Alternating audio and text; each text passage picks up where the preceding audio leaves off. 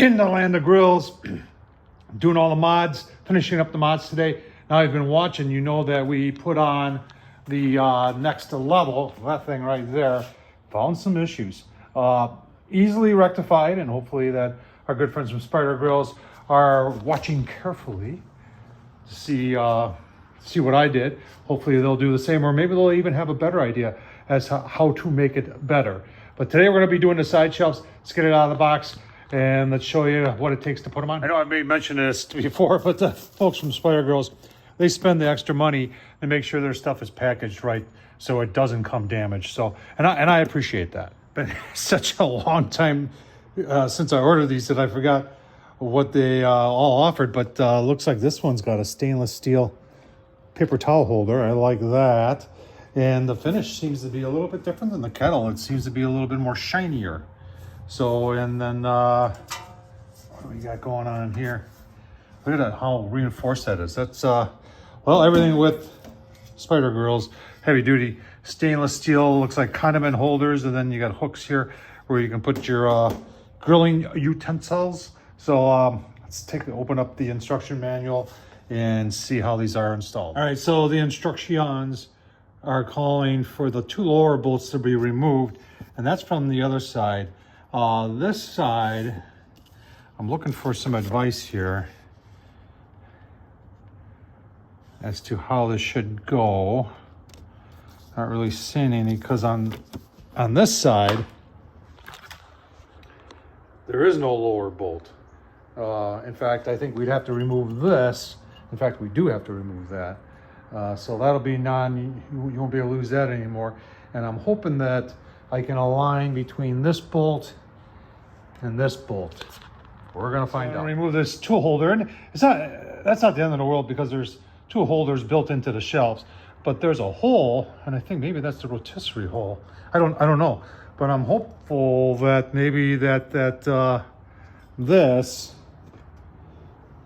will cover that up. Let's find out. So this gives a little bit better explanation. It looks like, because there's a plate here, I was wondering where that goes, and that's going to be that plate up there, and then it's not going to be that bolt right there, but there's a bolt underneath there. So we're going to put that plate on, and then we're going to lower the two lower bolts and attempt to put the shelf on. I like it when they put pictograms. And you can see there is a slight curvature, so that'll line up with the curvature of the grill. Nice job. Out of your tool bag, I'm using the ratchet again, and got them in there. Super simple. Let's get the shelf on there and then move to the other side. Now, the other side I always scoped out.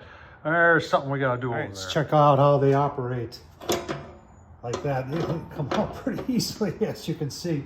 But they're meant to slide down like that and then lock in like that. Nice and heavy duty. Now, there's these little plugs in the front and on the back, so you can decide where you want to put your holder, and you would just pull those out of there. And then and I think I'm gonna put mine in the front, and just there's shorter screws in the packet and put them in. Easy peasy.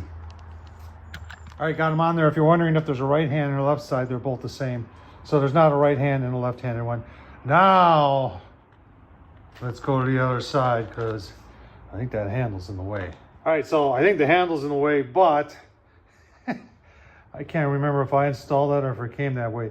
Maybe I don't have it on there the right way, because you see the hot symbol is upside down. So I'm thinking I just need to flip that around. All right, got the left side on. Make sure you got the probe wire on the outside here. And then while you got your wrench out, and I just did this, is I checked the tightness of all my hinge bolts, and I was able to get a couple of them about a quarter of a turn. So it's a good thing to do while you got the wrench out, or you got the socket out. So I just redid the probe wire. It fits in there, but I don't want to bind it any. And having it out on the outside there, I think, is going to be best.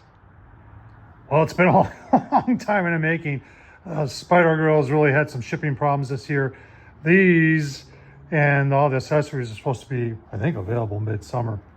This is November, and I finally got them a week ago. week before Thanksgiving here. Someone's going to ask what the dimensions are fully with both shelves out. It's 4 feet from there to there. It's 4 foot. So if you're looking to put them in an outdoor area, if you're curious how much room you need for it, it's 4 foot. Remember, they both fold down very nicely.